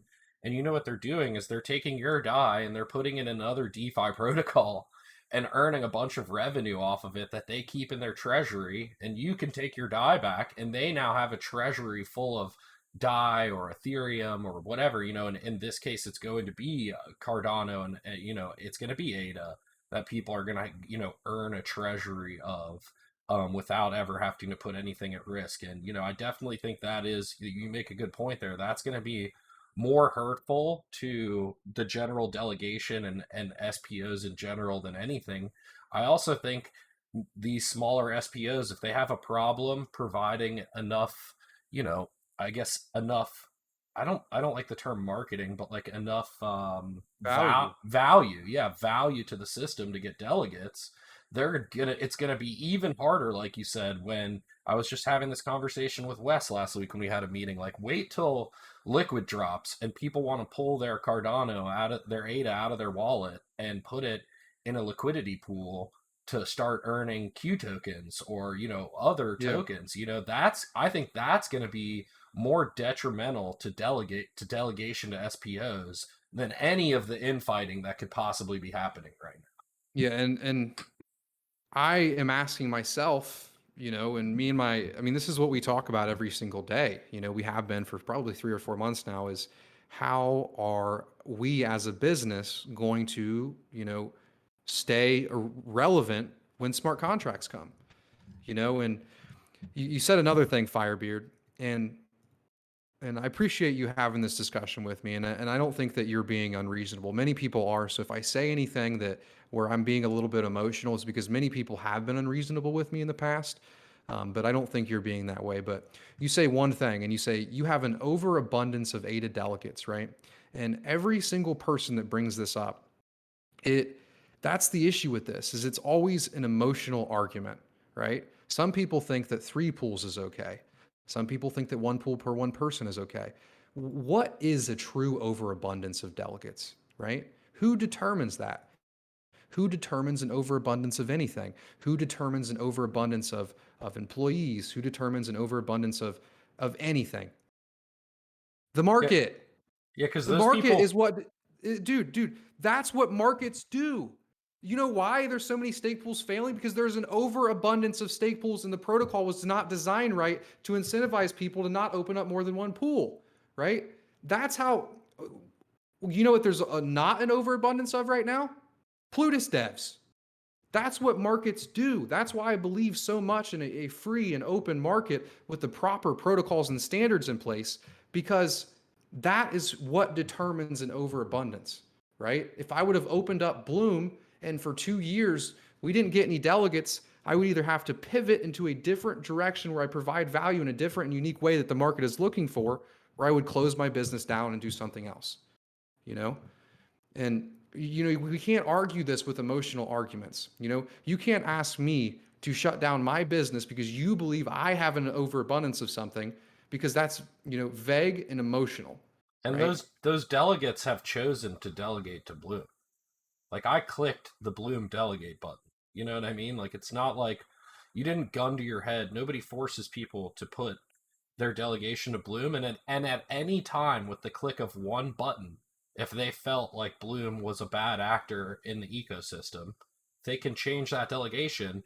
And I really feel like it's on other SPOs, because all of these are small SPOs that are arguing about this, that aren't putting out anywhere near the content or getting the same viewership, and they're probably arguing about it because they just started in the past like 4 or 5 months and haven't been doing it for 2 years, and they don't want to take the time to grow that big.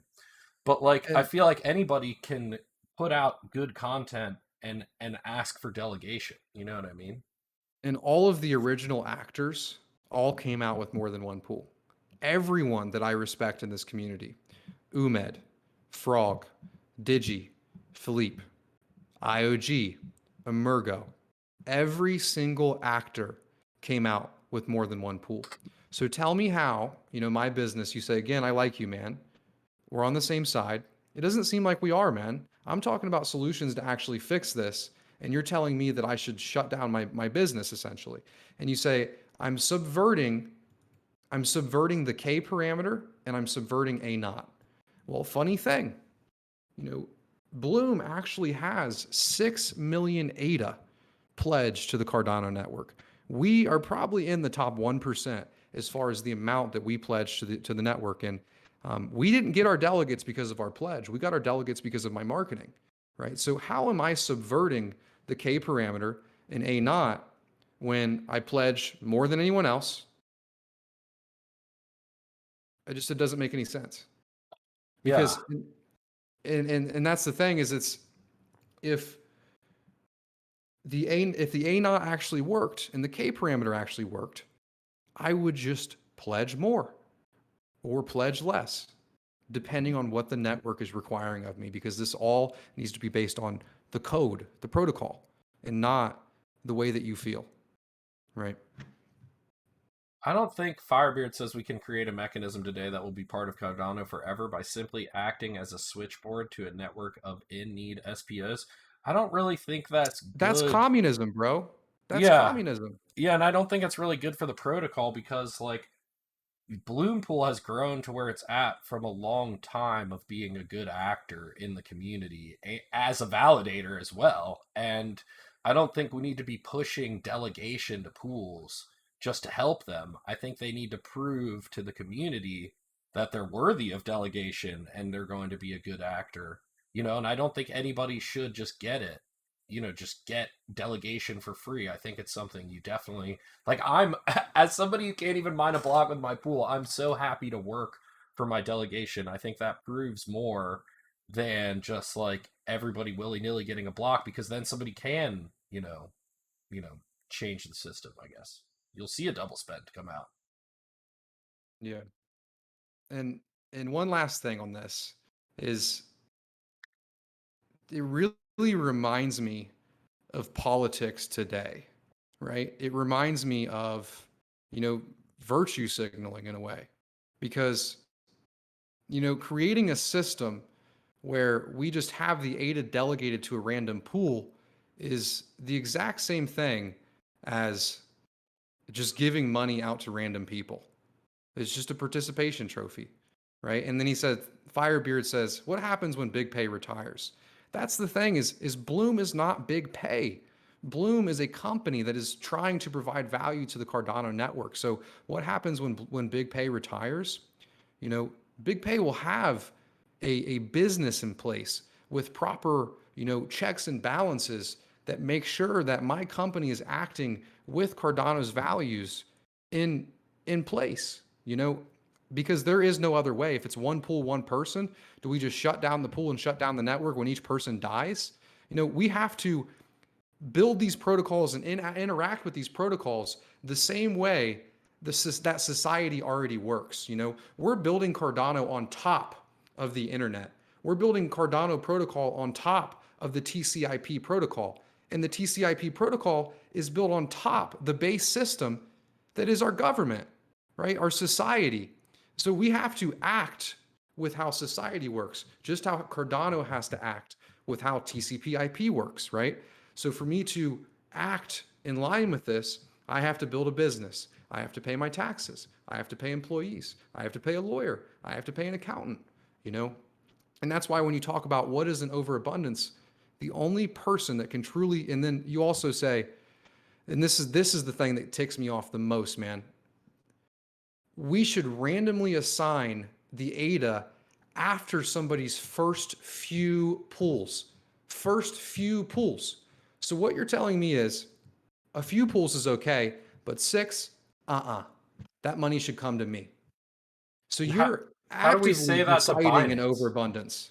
How do we say that to Binance or You can't. Celsius or You cannot. Coinbase? You know what I mean? Like they're going to open a ton of pools and fill it with your ADA. That's like not even theirs. Like it's going to be what's held on their exchange. Like right now you can hold DAI on Coinbase and get a 2% APY, but if you put it anywhere in decentralized finance, which is what they're doing with it, they're lending it out. They're earning 6, 10% APY on it. You know what I mean? And barely giving you any. Like I feel like where is the like I feel like if somebody's going to be mad at stake pool owners like yourself, then they need to be absolutely outraged at like Binance, Celsius, and all the other ones. And I don't even think it's that large of a percentage to really matter. And I feel like I don't know, we're beating a dead horse at this point. I feel like. Well, that's what it is, man. Is it's really this argument is just beating a dead horse. And Shiny Mess says this convo has turned me off to Cardano. It seems like we will all have a lot of problems that are going on in colleges right now. No thanks. Yeah, And that's what I've been trying to say on Twitter is this toxicity reminds me very faintly of the Bitcoin maximalism. If you are not acting in the way that I think that you should act, then you are a bad actor and you're acting only because of greed, right? And it's unfortunate, man, because it's only going to get worse, you uh, know. I do like, as Charles says, we're on the cutting edge, and this is all very new and hard stuff. And like you said at the beginning of the podcast, like it's a lot of hard cutting edge technology to work through, and it's gonna take time and a lot of talking through and adjustments. It's not just gonna like happen overnight. You know what I mean? Yeah. So it's And really interesting to me. well, when we also need strong companies to run the network, right? Because what I'm doing is highly risky. I mean, we just saw ADA dip, 30% today almost, right? I have to be able to know that when 8 is 10 cents that I can still afford to run the network, right? And it's like, yeah, I'm making a killing right now, but will I be next year? I don't know because a year ago when I started this, 8 was 3 cents, right? So it's a lot easier to look at things as the way they are now and say that, but man, you weren't here when I was splitting my place with 3 or 4 roommates, man. I just I have to, do what's best for myself, my business, and also the network because I really do believe Cardano having strong entities that aren't Binance or Celsius that do mint blocks for the network. That oh, here's an emotional argument that I believe isn't an overabundance of the transactions is a good thing for Cardano and not negative. And if we do think there's a problem and there's a centralization problem, which I do agree with, ANOT doesn't work and it should, then let's talk about solutions and not bring up emotional arguments that bring each other down and bring the community down, you know? Agreed and well put, to be honest. Agreed. I definitely, Firebeard has been a passionate person about the Cardano community, and he's been here for a long time, teaching me a lot about Cardano, and I know he's passionate about it, and this is all things that we all talk through as as it grows, and like you said, this wasn't too much of an issue a year ago, and these are the things that the protocol is growing into that have to be, kind of worked out over time. I still think that Cardano is way ahead of everything. I wasn't invited to the Big Pay yacht party down in Miami. That didn't happen because you're not that ballin'. Like it's not like you're, billionaired out over all this or anything like that. No, And I man, don't know. I bought you I bought you and Wes dinner once. And you know how good that felt for me, man, to be able to buy my friends dinner. Yeah, it It was a felt good great, time. man. It was a good It felt time. I'm great. I'm glad we got to do the same, dude, and I'm glad we all got to meet and hang out and like have a really good time down there and just like be with like-minded people after a year of being stuck inside. It was really nice to get out and kind of like meet the people you've been talking to forever that are like-minded and like kind of working hard to grow the community around them that they're investing in. You know what I mean? Yeah. Yeah, I had a really great time too. Yeah. It was awesome. It really was. You could almost feel it in the air, man. Yeah, you definitely could, especially at the Cardano meetup. Like there, I almost felt it more there. Like the excitement at the Cardano meetup was just electric compared to the conference was good as well. Don't get me wrong, I had a lot of fun at the conference, but the Cardano meetup, I feel like it was small enough that everybody was comfortable really networking and everybody tried to talk to everybody, and I ended up meeting a lot of good people that I follow on Twitter. We went to that little after party that was really fun. I had a good time linking up with everybody, and I'm excited for more to come in the future. To be honest, Yeah, I liked our little yeah, SBO gang that we had going. yeah, crew that we were running around with, we kind of filled the whale room there on day one. Yeah. Yeah, we did fill the whale room. Well, let me respond to him. He said, "Hey, thanks for duking it out, Big Pay. You're a gentleman and a scholar, but I think you have some things to think about." And hey, man, that's fine. That's fine. I am all open for having a discussion. And you got to realize that all of this is a little bit new to all of us. I've been only been doing like mainnet for a year now. So as we speak on these things, when you're speaking on an AMA or a podcast, you're almost speaking out your ideas, right? So Hmm. just because I say something doesn't mean that's what I mean for sure. That doesn't mean that that's my final idea forever. I'm speaking out these ideas, and over time, that's how we grow into what we hope to be, man. So I appreciate you giving me your ideas, man, and I hope I gave you a couple things to think about as far as perspective, right? Because I do see it almost as a, well, hey, don't look at me. There are worse problems out there. Like I see that some of my arguments is literally that response, right? But I am being truthful in that, and I also am being truthful in that this people have to be able to run businesses in line with the blockchain. IOG itself is a business, and it's not a foundation, and there's a reason for that. Yeah, it makes a lot of sense, and everybody reserves the right to change their mind, and these conversations are good. No hate on either side, and I think it's a great conversation to have, and just everybody to think through because when governance does come, these are good things for all of us to discuss in the future of how this Mhm. is all run. And it shows how passionate everybody really is about the blockchain. So much so that we are creating two different ethos of ideas on how the blockchain ought to be run, right? And those two ideas are, one is socially, one is, hey, you should step up and be the better actor for what I think everyone else should be. And then there's me who thinks that code is law, right? And whatever the code states is how people ought to act, right? So it just shows how much we care about this, man. Yeah. Firebeard said, I like to repair one more divot on the golf course than I created. If every golfer did that, then there would be no divots. I love it. I think we all have the same thing in mind to help out, the protocol. We all want to see this succeed and be the best that it can be, and everybody's trying to do their part. I think there, are a few bad apples out there that kind of spoil it for everybody, but I think you find that in any business, any industry, and for the most part, I've found the Cardano community to be extremely helpful and together. Yeah, I agree. Most of my business agreements on Cardano are, I'm getting someone to work for me, or they're helping me out, or I'm helping somebody out. Sorry, never had a contract, and I've not had any problems. So I mean, it I kind of do just shows the type of actors in the community. I do want to comment on that. Need another pool help somebody else open one too. He helped us, Firebeer. He does help other people open pools. That's the thing. Is like there's Yeah, back end stuff that they do with the community that not everybody sees. You know, like he's and it makes me an asshole to brag about it.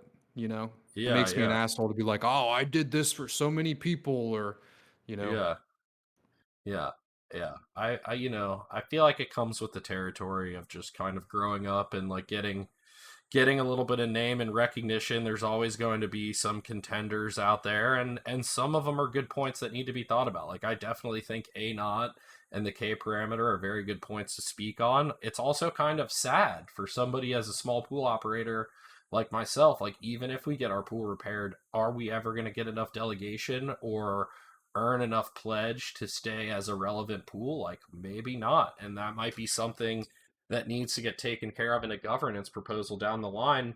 Maybe it's a blessing that somebody like yourself, like a small pool operator, has made it to a point where they're able to actually survive that, because when those parameters do get brought up, there's going to be a lot of small pool operators that just get wiped out, and it's not going to be because of Bloom Pool. It's going to be because it's just not financially available to small pool operators. yeah. Yeah, and I don't know what that number is going to be, but there is going to be an optimum number of pledge, right? So just to explain the issue with A naught and what's wrong with it, A naught is a linear, I can't really call it a curve. It's a linear line. It starts here, it goes up an equal amount all the way until the saturation point, which is right here at 64 million, right?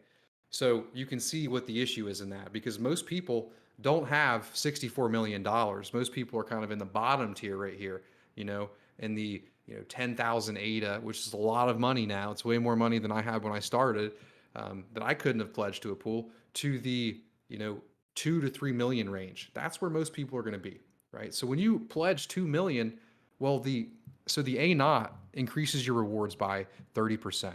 So, if you pledge 64 million, you can times that, what you normally earn, by 1.3. Whereas with this, you know, you're getting, you know, if you pledge 1 million, you're getting 1/64th of 30% increase on your pool, right? So no one is getting these increased rewards other than Emergo or IOG or these other big companies that have 64 million ADA in value. So really, to me, the true issue with the system is the fact that only these big players can earn more rewards, and there's no actual incentive at the bottom to pledge, right? So then that's why I think it probably about 8 or 9 months ago, we had Umed on the channel, and Umed's he's a pretty big math guy. Pulled up some spreadsheets for us, and he showed us, a couple ways we can fix this. This idea also came from Sean. Um, I think his pool's Squid Pool, but what the S curve looks like, what they designed. Let me make sure I'm not inverted. I am. So the way it works is it incentivizes people in the beginning. So you have the S curve start like this, and this is the pledge range of, like, let's say 10,000 to 3 million. And then so look, we got a curve up to about 3 million, and then you're earning the maximum amount of rewards at 3 million. But you can change how exponential the curve is. So it could be 1 million, could be 500,000. We have to determine that. And then once it hits that local max right there, it dips down to disincentivize, people pledging more. So to disincentivize Binance from saying, hey, we got so much ADA, we'll do 10 million here, 10 million here, 10 million here. Goes down, reaches a local max, and then goes all the way up to 64 million. And that's to still incentivize those people with that large amount of ADA to just do their own pool instead of taking up everyone else's ADA and sucking it up with delegation for Sybil attacks. And it incentivizes everybody here to reach this optimum pledge point. And I really do think that's how they're going to fix it. I've talked to Colin from IOG. He's the analyst there. And it's really, what is that local max going to be at the bottom? That's what your pool is going to have to pledge. When we were looking at this, 9 months ago, we were talking about 1 million ADA, 2 million ADA, 3 million ADA, but that was when ADA was only 10 cents. And back then, $100,000, maybe someone that's building the protocol should have that much money staked, to make sure they're a good actor, to make sure they're always going to act with the network's best intentions. But where's that going to be now? If it's 500,000 ADA, which is, 1/6 or, one half of what we initially came up with, that's still $500,000 that people are going to have to even run a pool, Yeah, let alone Rare let Pool's alone build up a closed. delegation. We're closed. Rare Pool is shut for business. We are shuttered. But I mean, that's where we were, but you never know what they're going to do. Yeah, Who knows what they'll come up with? It may be something different, but that's why I specifically said, I think that's more of a threat than any delegation issues to small pool owners. You know what I mean? Like yeah, myself. That's what keeps yeah, me up at night. and that's why I try to say, that the hate is going to be shifted to IOG instead of me, because the A naught is just going to kill so many people, Hmm. and a lot of people say, oh, we should raise A naught right now. Well, if we raised A naught to 0.5, uh, IOG would be earning, 10 to 12% on their fully saturated pool. And then us down here at the bottom, we'd be earning about 3% instead of 5%, 3 to 4%. So that's how A naught works right now. So it's not a very fun parameter. It lowers everyone's rewards except for the people at the top, right? So Cardano at its core was designed to fund bigger operations and not smaller operations. That's the incentive scheme right now, and that's why I've been kind of vocalizing that we need to change it. That makes a lot of sense, man, and it's very interesting. It's a lot to take in about Cardano and to think about. I think we've gone over a ton today, not only about Cardano but everything else, and kind of gotten brought up to date with Bloom, Cardano, the Bitcoin conference. I think we had a really good, solid 2 hours here. I think this is the longest podcast I've ever done. Yeah, it's been fun, man. I like this joke in here. Someone said, "I'll build y'all a pool for 2 Gs." I got a cousin; he can dig some holes. You can dig like a champion. That's funny, man. It's really fun, and I think also during our podcast today, we put the bottom in the market. You and I single handedly stopped the free fall. We caught the knife this morning. For now, Did catch the knife. throughout our That's 2 hours here, we've reversed and we're headed back up. Oh, hell yeah. We're Bitcoin's at back. Bitcoin's at 32.5, Ethereum's at 1900, and Cardano's back to $1.21. So we've been What'd you say BTC was at? 32.5. Not bad. I thought we were gonna go touch 27, really. That's exactly what I was thinking this morning. But then I was also thinking, man, I'm sitting here thinking about puking it all up to pay my taxes and pay off all my debt. There have to be a lot of people thinking the same. This probably is the bottom. That's what Yeah. Yeah, I got on crypto Twitter earlier and everyone was freaking out. Yeah. All of Twitter was just freaking out this morning. That's what made me think, all right, maybe this could be the bottom. We're all panicking. So hopefully it is, and we can resume going up I for called the the top rest of the too, fall. man. Yeah, that's Did you amazing. see my tweet? Yeah. I'm so proud of this. I called literally the day of the top. I called Anthony on the phone. I was like, Anthony, I can never predict the bottom, but every time it's gonna crash, I'll tell you. I'll tell you. That's what's up, man. I appreciate you taking the time today, brother. I would really love to do it again as we keep moving forward with new stuff coming out on Cardano and with Bloom and everything you're doing. I think it's pretty cool, and I would love to keep doing this. Yeah, me too, man. Just let me know when you want to have me on again. Maybe we can come back on when Alonzo White started and we actually have some real smart contracts and some real companies, or like Liquid, for example, will actually be able to deploy their smart contracts on the test net, and we can actually kind of mess with them a little bit. Yeah, Have a that lot would be more to say. wonderful. Trippy little hippie said, "Come out and do one in real life." We might have to do that. We might have to meet up one day and do an in life podcast together. For sure, man. For sure. You're I not was thinking far. about that when we were in Miami, man. I was like, it would be so awesome to like have a meetup, like the Cardano conference, and just set up a little bit of a podcasting studio in there, and just have all the people that you've been wanting to have in person, just kind of do schedules. It'd be a long couple days, but I mean, you could just make a bunch of content for a month for that. Let's do it. Full Melt says hot tub stream. I think myself and Big Pay will pass on the hot tub Yeah, stream. not us. I saw Pay Money Wubby do it, and that's when it made me realize that I'd look the same in that hot tub, man. Oh my god, that's hilarious, dude. Although with the way prices are going, I might have to do a hot tub stream. Yeah, yeah, seriously. Because when prices come down, the views come down, so it's all bad, man. Yeah, we get It's all less than a bad. dollar ADA. I'm ordering a fucking hot tub with what I got left. Yeah, my trippy little hippie is my girlfriend in the chat, and that's what I tell her every time ADA goes below a dollar that we're gonna have to starve again. Oh my god. We made up this thing when we were on fish tour back in the day. We got like stuck at a rest stop one night, and the only thing we had to eat was like we had like a loaf of bread and a can of beans, and we called it hobo dip. And I was joking with my friends yesterday, like they were texting me like, "How you doing in crypto?" And I was like, "I'm gonna have to go back to eating hobo dip if this continues." I'm gonna be on the side of the road eating a can of beans and just a raw loaf of bread, you know. Yeah. But it's all in good fun, man. I'm glad to see it popping, and you know we're all in such. Even if Cardano's at a dollar, we're all at such a huge profit from last fall. Everybody's got to take things in perspective, and you know I feel like if you bought in near the top with all the hype at the beginning of this year, you know it's kind of tough.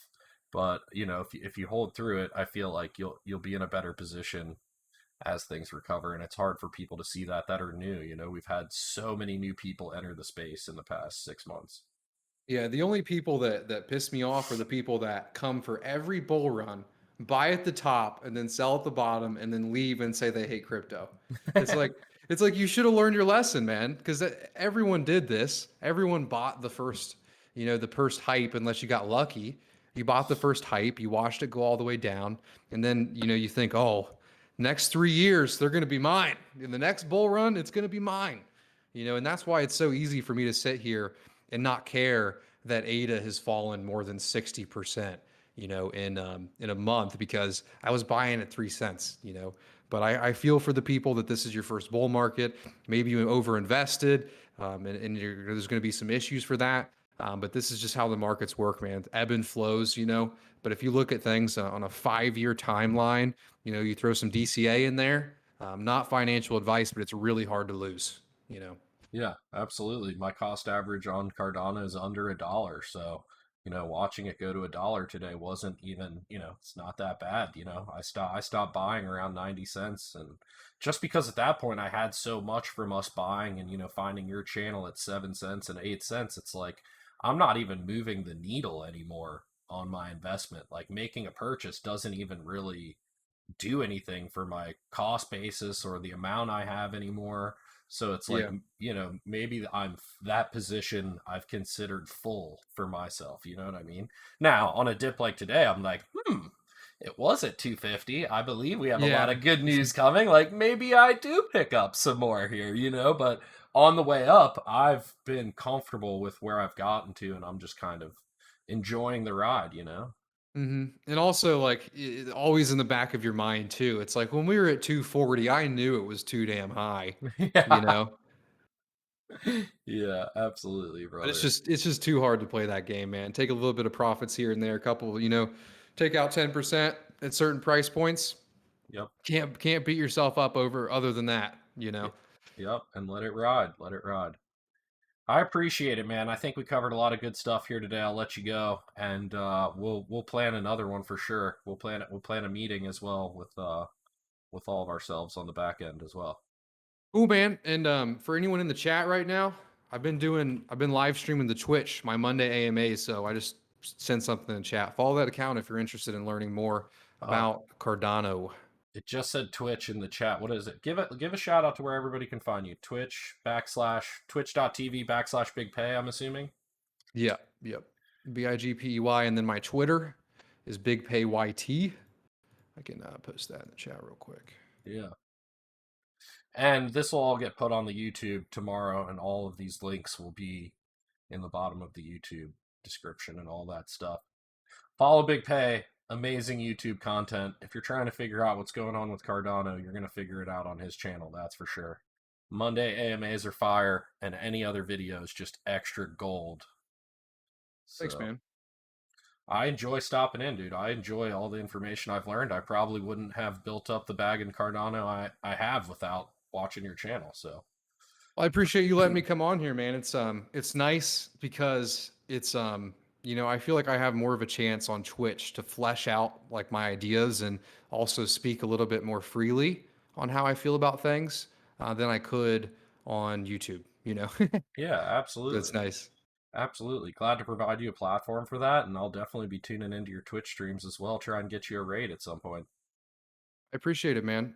Um, yeah, I'll ask you that after stream. I was going to ask you a Twitch question, but Yeah. No worries. Give me a second here. We'll end the stream and then we can have another little conversation. I need to use the restroom so bad though. see you guys. See ya.